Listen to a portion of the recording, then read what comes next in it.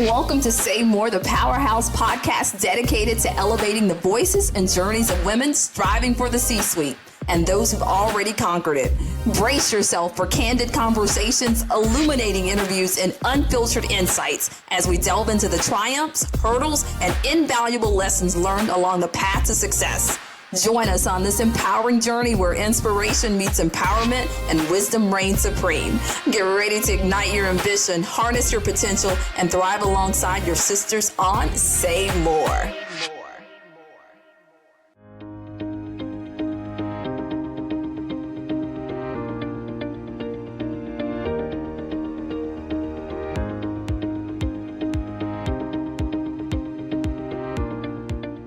Welcome to another episode of the Say More podcast. I am so glad to have all of our listeners here. This has been quite an amazing journey so far. I originally started with the notion of just, putting it out there perhaps on Facebook or LinkedIn. And my goodness, we are on Apple, Spotify, just iHeartRadio. I mean, and the list continues to grow on. And it's all because of you, all because of the stories that we've heard and the amazing women that I know have some amazing journeys that we want to talk about. Today is no different. We have Dr. Shawntay Friday-Stroud, an amazing leader recognized across the country. She is definitely someone who I'd love to have you here and certainly engage with along the way, because you can find us. We're not hard to find. So Dr. Friday-Stroud, so glad to have you here. Thank you so much for saying yes. And I think to probably level set for our audience, I'd like to, ask you, again, you're a distinguished leader in academia and business.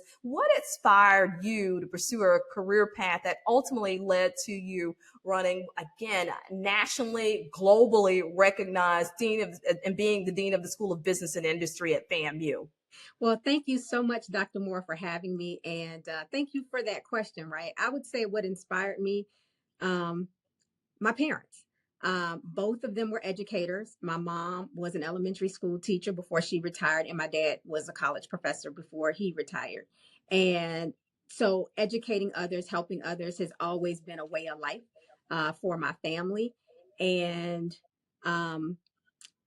wanting to help and give back, right? So after being out there in the work world for a few years, recognizing that, yes, I could help a company, but really being able to help people, I think is at the core of who I am. And so going back and pursuing my PhD was that thing that could then help me do what it is I want to do. Because what I tell people, the degree is not me. The degree is what I needed to have to do what it is I wanted to do. I love that. And listeners, I hope that you hear that as well, because oftentimes we can get so caught up into becoming, whether it's a sorority, whether it's a degree or whatever case it may be. But really, it was the mark that allowed her to do the thing that she loved most in giving back. And I have to share with the listeners, having been a part and seeing the interaction that you have, though this is a podcast that's focused on women and the journey of women, I have to share with them what I've seen by way of commencement ceremonies where these students, male, female alike, are going across the stage. And I've never seen so many students pick up and love on their dean like it happens with Dean Friday-Stroud. Just amazing rapport, and you can tell that it is heartfelt, heart-given, and that's what they feel, and that's what I'm hoping also that you will feel by way of this conversation, and you'll be inspired by it. So, here the next piece, and I guess it's a great segue, that many women encounter obstacles and setbacks on their journey to the C-suite. I know I have some of my own. Everybody can talk about them. But could you share a challenge that maybe early on in your career that you had to overcome, and even thinking about before you even wanted to pursue leadership? Yeah, so I would say, I think the first biggest challenge that I had to overcome was age, right? Because people felt like, oh, you haven't done this long enough, or you haven't been around long enough, right? And so when I became the interim dean of the School of Business and Industry, I was actually like not even 42 yet. And people were saying, oh, she's too young. She hasn't done this. She hasn't done that. But what I tell people is you have to put in the work, you have to put in the time, and then you have to let it speak for you. And when you do that, people will recognize it and then they will come to you. And so I have to say that I have been fortunate enough where, while there are the naysayers, that there have been people, leaders, bold enough to speak out for me in places where I wasn't, right? And and that's really the role of a sponsor. So we talk about having mentors, but really having sponsors and other people in your corner, and even many times when you don't realize that they're in your corner, because sometimes sponsors are unknown, but people may choose to sponsor you because of what they've seen in you. And so while age, I think, was that first big factor that people were like, oh, she's not ready for this, there were enough people who saw what I had been doing at FAMU since I started there when I was 29 and a half years old as an assistant professor. And so age wasn't, it was an issue, but my work ethic, I think, crowded out that noise and enabled me to get to the position where sponsors could say, no, we think she's the right person for the job. And then the other piece is just doing the work, right? um, and I will tell you, one of the biggest things that I learned is you can do the work, and it doesn't matter how good you are or how, you know, good of a job you do, but there are going to be people who, for whatever reason, and we call them haters, that are Right. not going to like it. And what I had to come to the realization of is that sometimes it's not about you, the person, it's you sitting in the seat that you happen to be sitting in. And so I've learned that there are going to be a third of the people who are against you, no matter what you do or say. Right. There will be a third of the people who will be with you. And then there will be another third that's sitting on the fence trying to figure out which way they're going to sway. And but at the end of the day, I can't work to try to satisfy 100% of the people. I got to work to try to satisfy at least that 60, 70% of people who can then help me move the needle. And some of the naysayers may come, switch sides, Right. and some may not, but I can't let them derail me in what I do. And so that's one of the things that I would say, you know, the challenge of age and, is she really ready? Can she do this? Can she not do this? You know what? People are going to say what they're going to say, but I'm going to put in the work. I'm going to put in the time, and there's nobody who's going to outwork me. I love that, listeners. So many great nuggets that came from that conversation. Everybody is searching for and running for mentors, and who's that A-list player that's going to be my mentor? Where in reality, what sponsors can bring to you, and especially even in this conversation, and I'd say the same for me. I mean, it's some that you'll never even know. So it's not about the loud ones that you're hearing. It's about the quiet ones that maybe you have not even heard, but they're standing up and putting your name in places that you may never, ever even grace. And I think the other part of it is that you mentioned, and I think it's important for our listeners too, is haters, people that just aren't going to be on board regardless. And I think that too is a powerful piece to recognize, regardless of where you are in your journey, whether Mhm. you're in the C-suite or whether you're in your first job and you have it on your wish list, your vision board. The whole idea is that you will not be 100% liked, and that's okay. Continue doing the job that you are destined to do and to not lose sight. So, I mean, again, it's almost like mic drop on that, Dr. Friday-Stroud. Just amazing conversation there. But I will say to you, because of what you just said, fear Mhm. oftentimes holds back, people from pursuing their dreams. How do you advise women to confront and overcome their fears when it comes to the pursuit of even career advancement, getting started? So, to that point, I would say first you have to get to know yourself, right? Many of us are very good at assessing other people, but we don't spend that same kind of time assessing ourselves. And I tell people, I am fully aware of all of my weaknesses. And there are those that I am going to choose to work on. And then there are those that I will say, you know what? This is just who I am. And then I'm gonna have to work to figure out one, how to get other people to help me compensate or plug in for that. But knowing yourself, right? And so once you know yourself, and then when you do the work, you put in the time and the dedication, you have to let those things speak for themselves, right? And what I say with fear, again, there are always going to be people who will be naysayers. You're never going to convince everybody, but you cannot let them lead you to paralyzation. You can't. You have to know who you are. You have to know what you can do. You have to let your work speak for itself. And what I always say, my motto is, I whatever it is I do, I am fair. I do what's right, and I'm consistent.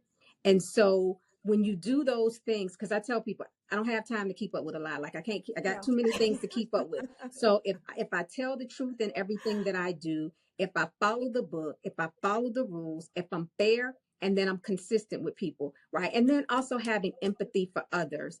Yes. It will help you. And sometimes you will see, well, how does that impact my own personal fear? But when you can have a calm about yourself, because you know what you're doing is right, fear subsides, and you would be truly, truly amazed at how much it will subside. Usually, fear is able to take over and conquer you because you're so worried and agitated about, what other people are thinking and what other people are doing. Block all that out. Like, you Yeah. have to do what you know is the right thing to do, what's fair and consistent, and then doing it by the book. And so if you're prepared and you put in the time, you do the research, those things will help alleviate fear. Don't allow other people's noise, right, to paralyze you to a point of non-movement. You have to know who you are, know your strengths, know your weaknesses.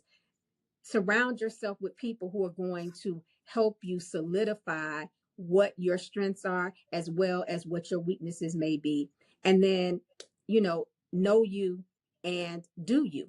And I think when you do that, you take away a lot of the steam that the naysayers will have, and the fear will subside.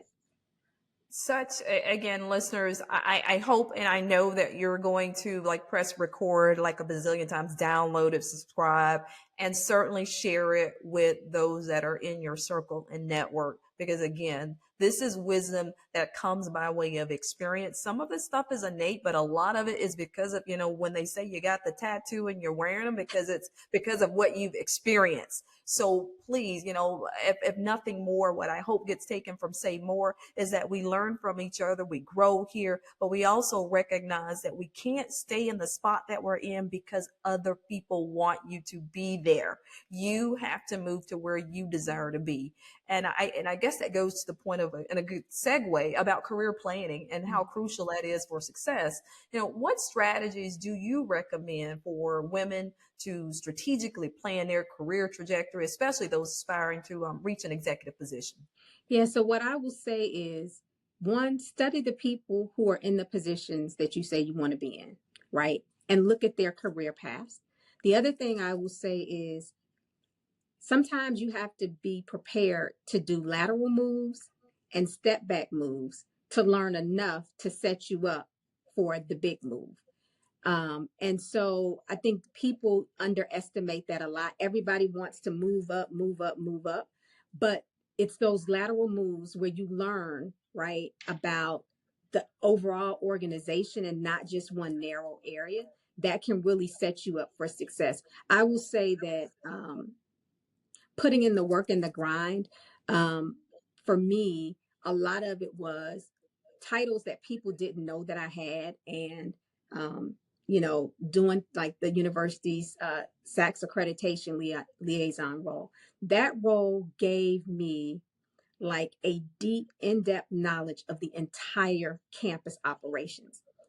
I'm not going to get that from being just the department chair or being just the dean, right? Because you're going to know those areas kind of in a silo perspective.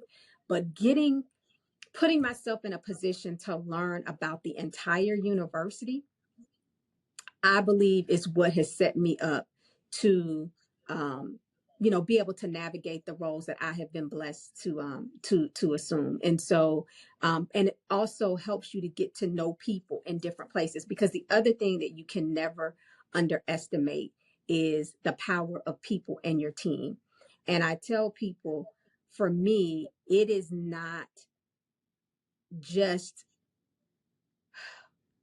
what I can do as a leader. As I tell people, I don't do any of this by myself. I have an awesome and amazing team of people behind me who help make these things happen. And really, being a good leader is also knowing when to be a good follower, right? So I don't have to lead on everything. I am perfectly fine with tapping my team members who have skills and strengths, and then acknowledging and celebrating them for the things that they do.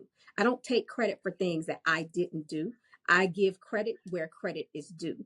And when you do that, people will work harder for you than what they may otherwise do, because they feel recognized and appreciated.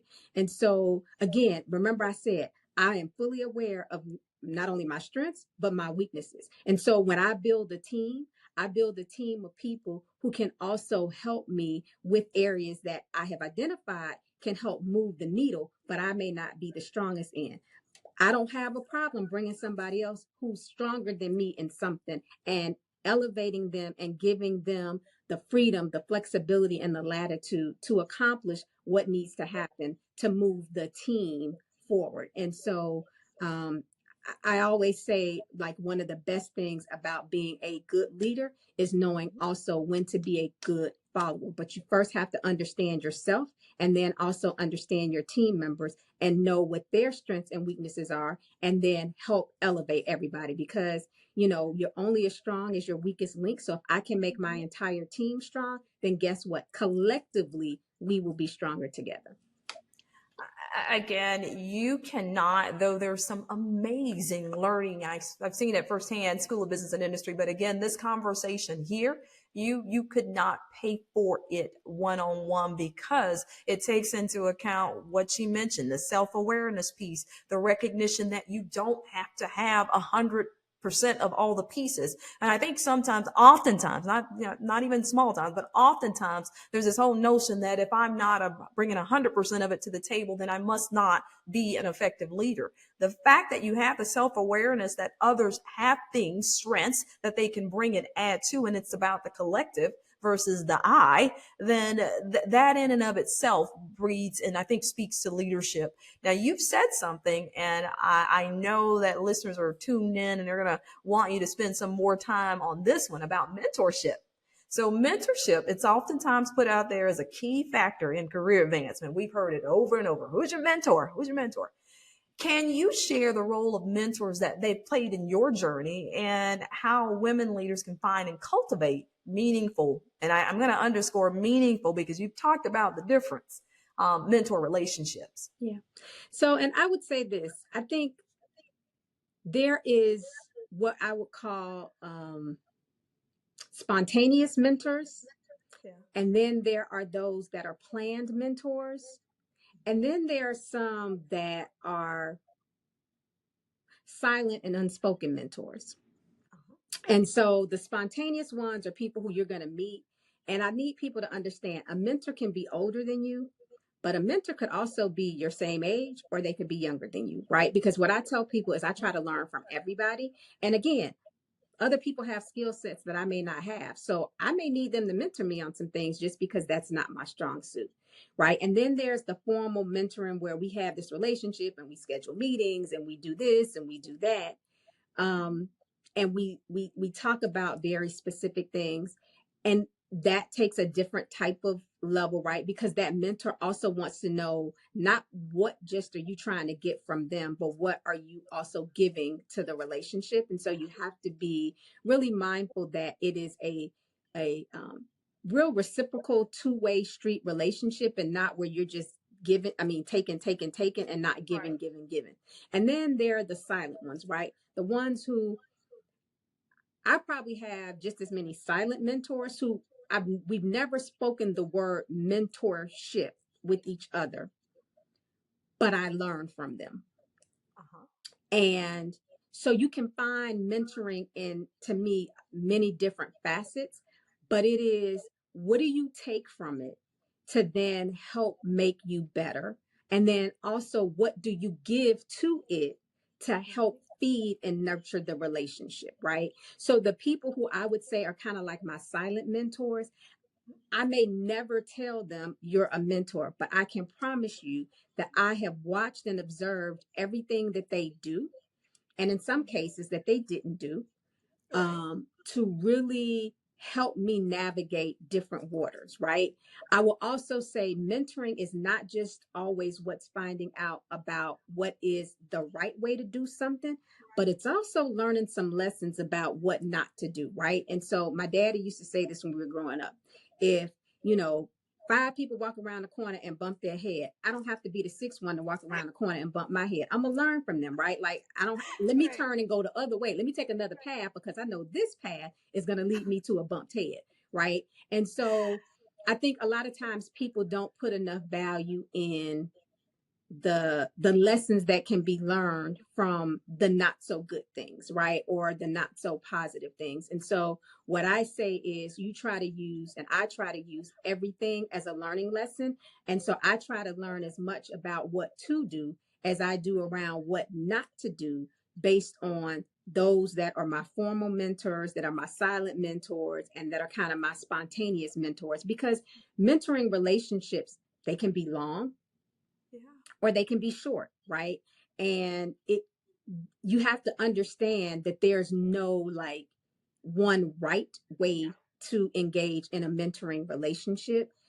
And to me, I think when you get the best interaction is when the roles between mentor and mentee actually flip in fluid fashions that Yeah. really gives that reciprocal, and mutually beneficial respect and understanding that comes from, just being in mentoring relationships. I love how you describe that because oftentimes, especially whether it's mentor, mentee, people really take on those titles. They're like, if I'm the mentee, then you're just pouring, pouring, pouring. But no, it's not like that. It really should be a two-way street. One may be if you're a mentee and you're younger and you're a digital native, then technology is your thing. I might ask you that. Exactly. Whereas on the other side, life and time, you might ask me the other. So thank you for Exactly. sharing that. What do you think about, because you mentioned it earlier, about the importance of having sponsors and even supporters? What role have they played in your journey, and what advice do you have for women seeking to build their support or sponsor network? How does that happen? I'm sure, because again, everybody understands they could just pick up mentors, at least in name only, that they pick up around the corner. But what about sponsors and supporters? Yeah, I would say I have just been very, very fortunate that sponsors, I think, have found me. And I truly believe that in some cases, the best sponsors and mentors find you, Right. not that you go out seeking them.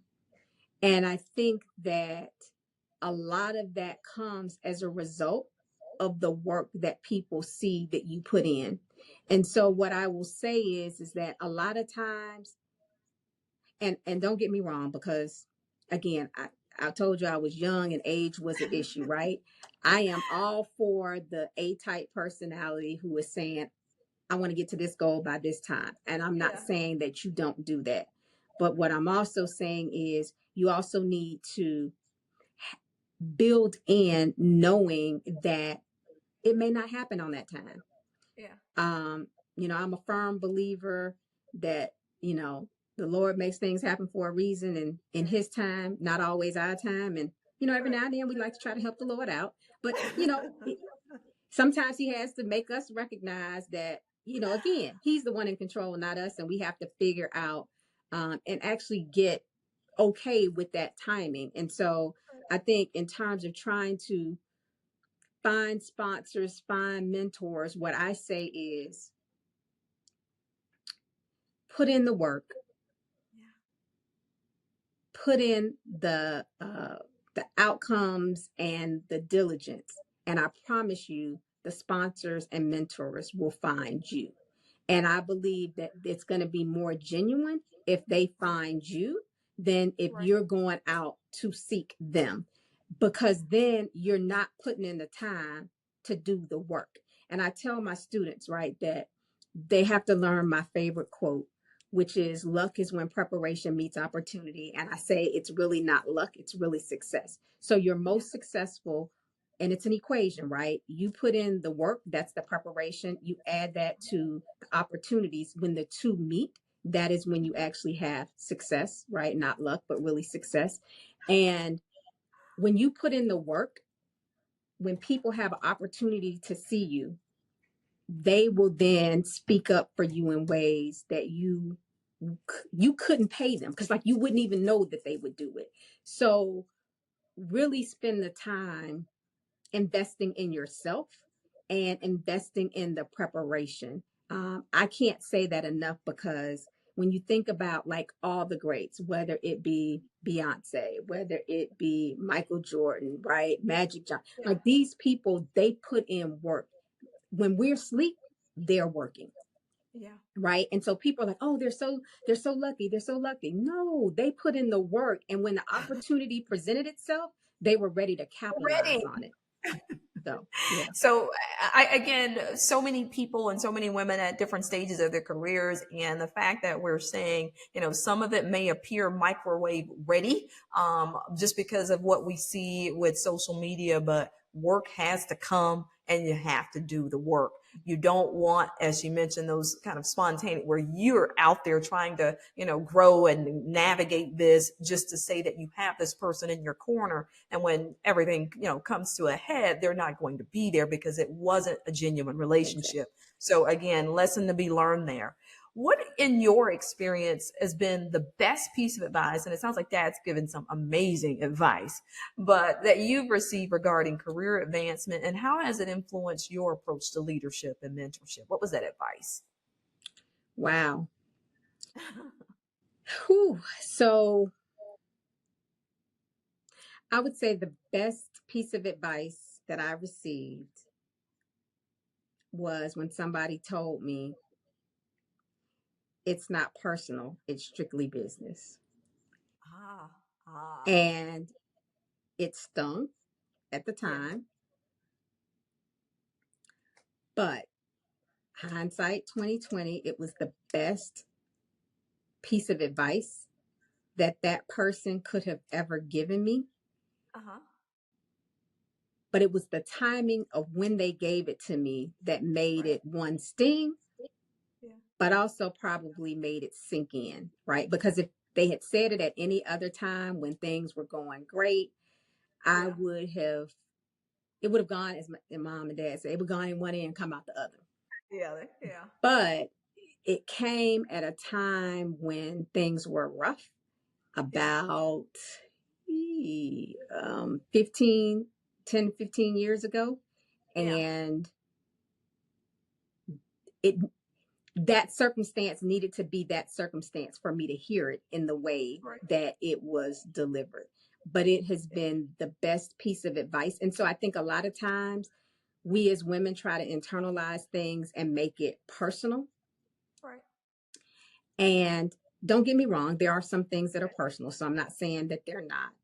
But I also think that from that, what I realized and what I took away from it is that set the personal stuff aside and now get down to business, right? yeah, Like you can have that sting for a moment, but then you got to get back up, dust yourself back off and say, okay, let me put my business hat on and let me, work through this from a professional perspective, right, not from the personal perspective. And I think that that's really important because especially as women, right, we get saddled with the, oh, we're emotional, and oh, you yeah, know um you're just taking it personal, and all of that stuff. And so this is when you got to, like, tighten up the bootstraps and get back on the saddle and say, hey, right, like, I gotta, I hate to use this term, but I'll use it. I was gonna say I got to man up, but I got to woman up. Like, I got to woman yeah. up, and I got to Yeah. let the personal stuff go by the wayside, and I have to deal with it professionally. I love that, and I know that there are probably going to be some women on listening that will say they've done just that, but that's also been something which goes to the point of what you said earlier. You're not going to win favoritism and excitement from everyone that have gone through an experience where they said you were too business-like and that you didn't give the emotional piece of it. So really, it's knowing you, knowing the situation, and Yep. as Dr. Shawntay Friday-Stroud just mentioned, it really is having that awareness that you're not going to win over 100% of the people. But I did want to put that out there because, I absolutely know that that's Yeah. sometimes a conversation too. Yep. So what do you think about, again, as a leader in both academia and business, you are a hybrid out there. How do you balance your professional responsibilities while also supporting and empowering women in their careers? And I've heard a whole lot about what your belief is regarding culture. And that's great. Anything else that you want to point out specifically to supporting and empowering other women in their careers? Well, I think for me, what I try to do is listen, right? I try to be accessible to people. And, people always say, I know you're really busy. I know you're really busy. But look, we can all make time for whatever it is that we choose to. What I tell people is, now I might not be able to get back with you right when you want me to, but, Right, give me a couple of days and right. we can make that happen. But I really think listening to people, and empathizing with people, because I don't think we have enough empathy in this world. But empathizing with people, and then people at the end of the day, they're going to have to make their own decisions, but giving them constructive feedback, some of which they may not like, Mm-hmm. right? Because what I also tell people is you have to own your part in the process. I always tell my team, look, we're all human. We can all make mistakes. I just say when you make the mistake, let's discuss it. Let's figure out how to move past it, right? And so um really for me with other women is trying to be a sounding board, right? Right. To give people an outlet, and to have a no judgment space, right? Because again, when we're out there in these positions, there is judgment 24/7 from people Right. on the outside. And every now and then, you know, and I tell you, like, my sister becomes that sounding board for me. I tell Yeah. her, look, I need to talk to you about this, and I don't need any judgment. Like, let me just get it out, and then, I can take your thing, but don't judge me in the process of while I'm getting it Right. out. Right.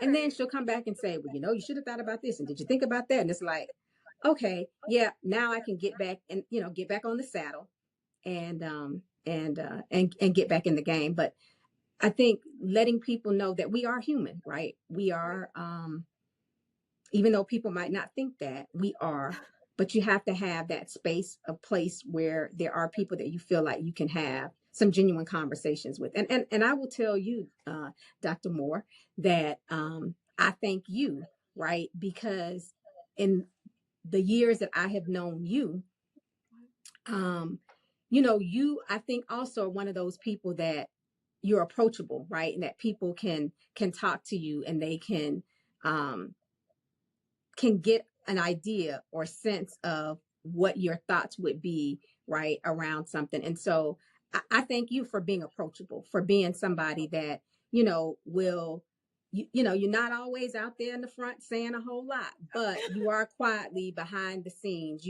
giving, you know, thoughts of reaffirmation, confirmation, and that's, we don't have enough of us doing that for each other. So again, I just want to say thank you, because over the years you have always done that.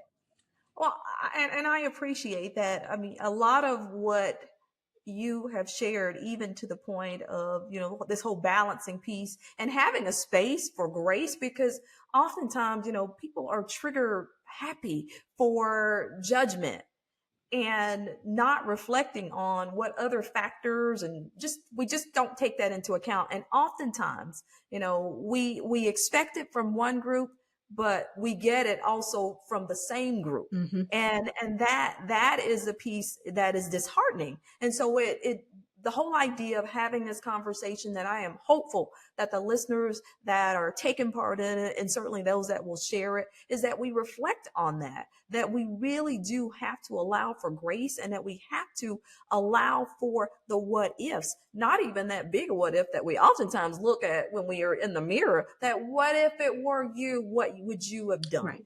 without knowing all of the pieces. So really, I mean, again, so many important pieces and nuggets coming from this. And thank you for what you shared. That's what I try to do and be. If I've never gotten it, I tell people, I said, I haven't necessarily had a whole bunch of mentors, but for those that did invest in me, I knew that I wanted to do that same thing and be that for Hmm. other people and be very genuine in Hmm. that. So thank you for that. Hmm. What do you see? Because, there's so many that we can talk about, but some of the pressing challenges for women aspiring to leadership roles today, and what can organizations kind of work towards as far as creating this environment that is supportive of doing just that, kind of nurturing that next, the future leaders? Yeah. So I think with that, it becomes,